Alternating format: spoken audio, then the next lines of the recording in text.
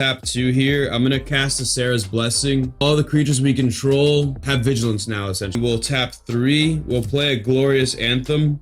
And we'll hold up mana for our Path to Exile. All of our creatures get +1/+1, so this is a 2/2, a 2/2, a 2/2, and a 4/4. This is actually 10 damage.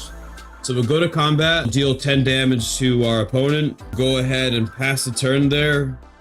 During our opponent combat, we'll tap 2 to go to a creature. This is a group slug version of Kitt Kanto. If you're watching this on YouTube after the fact, just so you know, we do build decks on live stream like we are live right now. So you can hit the subscribe button just to be notified when we do go live in the future. You can join these live streams. We also do giveaways. The giveaway for this week is Volo Guides Monsters. You can type giveaway in the comment section below to enter for a chance to win this card during next week's stream on Monday. And let's see what we got here. 1920s. That's cool. Yeah, it's not everybody's thing, you know. So we have a Cabaretti's Charm, Mirrored Landscape, Thriving Grove, Canopy Vista, and Immolation Shaman. So immediately we can start taxing our opponents with a creature. So I think we're actually going to keep this hand because we can also create 2 1/1 tokens with this as well. So we can kind of generate a board state rather quickly. So I think we're going to keep this hand and let's see how this works out. We're going to draw for turn. Dude, we get mana flooded on this channel like if it's our job, dude. So we draw into Glorious Anthem, which I think is decent here. We'll play the Mirrored Landscape tapped, and then we'll go ahead and pass the turn there. Then we will draw, untap and draw Commander's Sphere, more mana. So technically I could get down the Game Trail to play the Immolation Shaman, and we will. So I'm going to play Game Trail, and we will reveal this forest. And then, so that enters the battlefield untapped, and then I'll tap 2 and I'll play the Shaman. So Shaman says, whenever an opponent activates an ability of an artifact, creature, or land that isn't mana, that they take 1 damage, essentially. So we'll do that. We got Shaman on the board, and then we'll pass the turn. We'll untap. We'll draw into a Camaraderie. So I'll just hold the Shaman over here. Whenever an artifact, creature, or land ability is activated, the Immolation Shaman deals 1 damage to that player. And then we'll go to our turn. I think right here we can I could play a land here. We drew Camaraderie, by the way, so we could technically draw a ton of cards off of this, depending on how many creatures we got on the battlefield. So, do we play the Forest here? Yeah, I think we play Forest. We'll tap 3. We'll get down... do we get down the Commander's Sphere?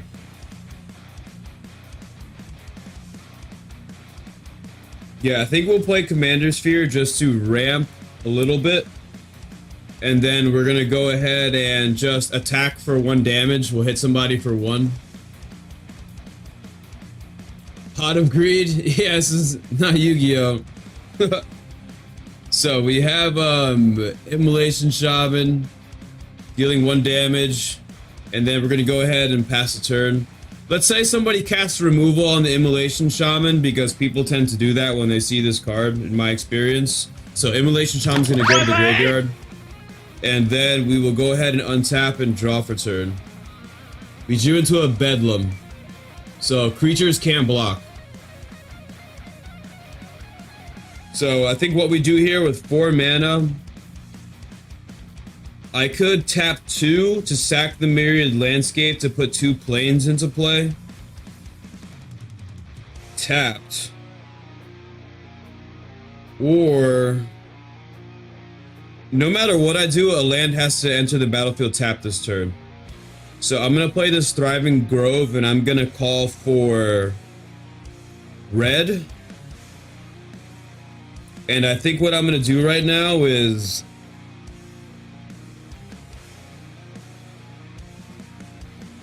do I get down the Bedlam now? Or do we play Kitt Kanto right now? I think we just play Kitt Kanto here. So we're gonna tap 1, 2, 3, 4 because our creature just got removed.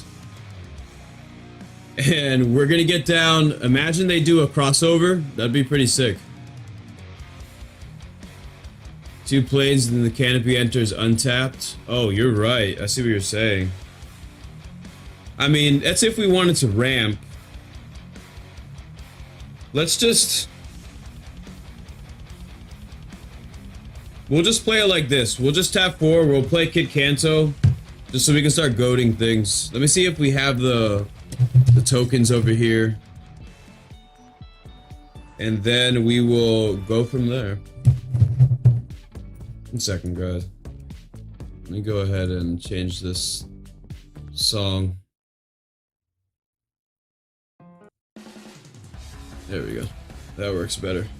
So we're just gonna put 2 1/1 creatures into play. We'll use these, the back of these cards over here to symbolize these creatures.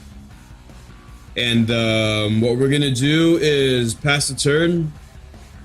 Then on our opponent's ends combat, we'll tap 2 creatures to goad their opponent's creature. So that happens. We'll go back to our turn. We'll untap. You know what I just thought of, guys? In a 1v1 situation, Kitt Kanto doesn't really do anything. And it also would be nice to have Ultra Pro non-glare sleeves over here so that this card wouldn't look so shiny. Kitt Kanto puts 1 token? Okay. So that would have happened. Thank you, Mayor. But, yeah, how do we win with Kitt Kanto in a 1v1 situation? I think that's a serious question. But we'll figure that out when we get there. So we'll untap. We'll draw into a Jungle Shrine, another tap land. So I think we have 2 creatures right now. We can, we can do the Canopy Vista thing. So we'll tap 2 here. We'll sacrifice this Mirrored Landscape to search our library for 2 planes. Do we have 2 planes? So planes number 1.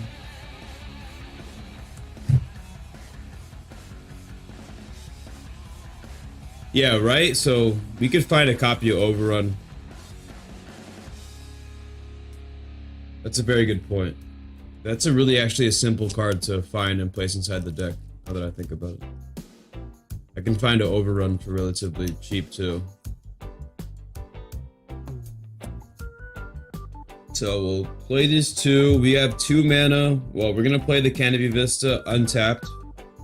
So now we have 3 mana open. So I could either get down the Glorious Anthem here, or I can hold up my mana to play a Cabaret Charm. I think we're gonna hold up the mana for the Cabaret Charm. We'll pass the turn. And then on my opponent's upkeep, or before they go to combat, we'll tap 3. We'll play the Cabaret Charm and we'll create 2 1/1 tokens. So I'm gonna grab this card, a 1/1, a 1/1. Let me put Kitt Kanto on this side, guys, so that this is not all shined out. See, those non-glare Ultra Pro sleeves would be pretty nice right now, you know? Ultra Pro, links in the description below. And then, what we're gonna do is, I think, yeah, during their combat, we'll tap 4 creatures and then go 2 creatures. And then we will untap during our turn. And then we will draw. Put this command sphere out here. We'll draw into a Path to Exile, which is... Thank you for subscribing, I just saw that. Thank you for subscribing. I don't know who you are. You can type your name in the chat. I think it may be Pep. who subscribed, but thank you for subscribing, dude. I just saw that. We got, so right now, we have to imagine that our opponent's creatures are tapped down. So technically, we could play a Glorious Anthem. Or we could do this. We could do this, technically. What if... Because we have this card over here. Let me know what you guys think. Our sideboard is technically still part of our hand when we play test. Because we have this card over here called Sarah's Blessing, which says attacking doesn't cause creatures you control to tap. So technically we can give our board Vigilance right now and cast the Anthem and still have our creatures untapped to goad next turn. But like if we were to take a card out of our hand, I'm gonna take out this Jungle Shrine out of this. We'll put the oh, Kitt Kanto can only goad one creature, dude?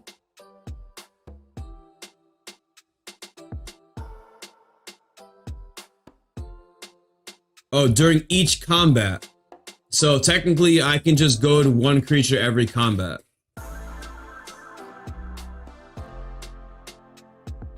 When the cards say you may do X is one time. I have to take a look at that card. Oh, I see what you're saying, Merrick. So then technically... Alright, this is what we're gonna do. We just added the Sarah's Blessing from our sideboard to our hand. So I'm gonna go ahead, I'm gonna tap 2 here. I'm gonna cast the Sarah's Blessing. So all the creatures we control have Vigilance now, essentially. So we'll leave that here. And then under the Discord symbol. And then we will tap 3. We'll play a Glorious Anthem. And we'll hold up mana for our Path to Exile. So we'll play the Glorious Anthem. Now all of our creatures get +1/+1. So this is a 2/2, a 2/2, a 2/2, and a 4/4. So 4 + 6, 8. This is actually 10 damage. So we'll go to combat. And we will deal 10 damage to our opponent or an opponent. And then we will go ahead and pass the turn there.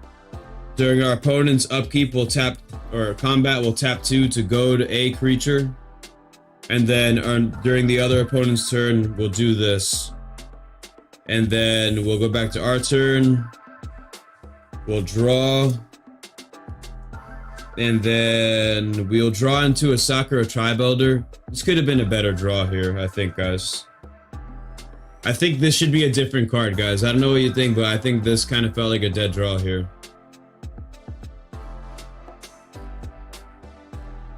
I think this could have been a card. You know what I want in this moment? I want a card that lets me protect Kitt Kanto from removal.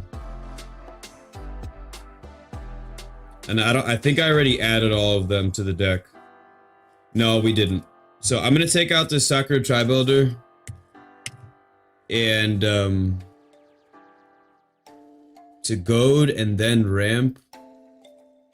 Yeah, I mean, I think keeping Kitt Kanto in play for me, I think right now is like, because I have this camaraderie in my hand that I could just draw a ton of cards anyway, but I just think that being able to protect Kitt Kanto right now, I think is more important to me than getting another land into play. So I think what we're gonna do right now is tap 1, 2. We have 1, 2, 3, 4, 5, 6, 7 mana. So we're gonna camaraderie here. So 1, 2, 3, 4, 5, 6. And then we're gonna gain X life and draw X cards. So we're gonna gain 4 life, we'll draw 4 cards. 1, 2, 3, 4.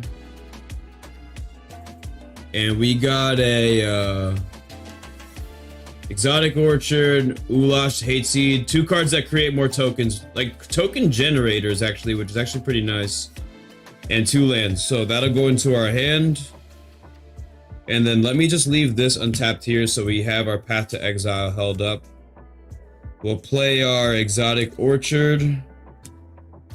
And then we'll go to combat. This also gives our creatures +1/+1 until the end of turn. So we have, so because of the Glorious Anthem, these are all 3/3s, and now this is a 5/5. So we can attack with a 5, 8, 11. Wait, what? 5 damage, 8, 11. This is 14 damage here, actually, which is pretty intense. So then we go to our next opponent's turn. We'll say somebody wipes the board. So I lose on all my tokens. I lose my Kitt Kanto. And then let's say we tap this, we pass to exile on our opponent's commander. And then we'll go back to our turn. We'll untap. We'll draw. We still got our 2 enchantments over here.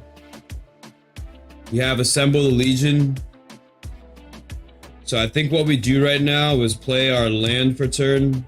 We have 1, 2, 3, 4, 5, 6, 7, 8, 9. You know, I don't think our opponents are going to have creatures in play for us to goad. So I think we get down one of these.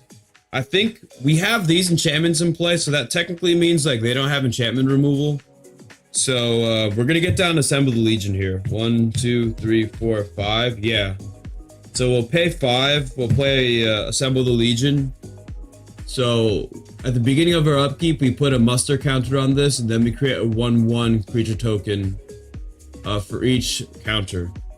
So we have this, and then we still have mana left over to tap 3, and then we'll play Zerzoth.